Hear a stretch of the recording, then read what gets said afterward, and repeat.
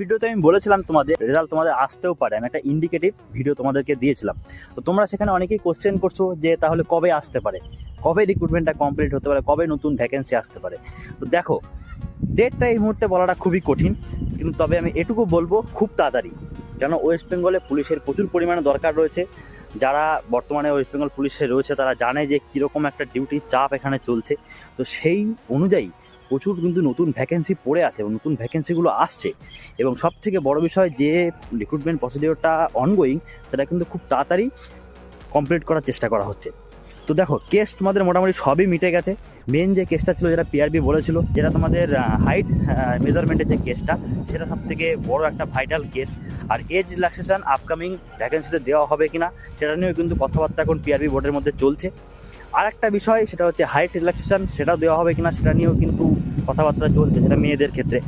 আর একটা বিষয় কি, সেটা হচ্ছে এই যে রিক্রুটমেন্টটা কিন্তু অতি দ্রুত কমপ্লিট হতে চলেছে। এটা আমি তোমাদের বললাম, আর বেশি কিছু বলবো না। এমনটা হতেও পারে, এমনটা হলে খুব একটা অবাক হব না যে ভোট হওয়ার আগে বা ভোটের রেজাল্ট ডিক্লেয়ার হওয়ার আগে তোমাদের কিন্তু একটা সুখবর আসতে পারে। ঠিক আছে, এটুকু আজকে বলবো। আবারও একটা ইশারা দিলাম, সমাজ দলকে নিয়ে ইশারা হি কাফি है। চলো, জয় হিন্দ।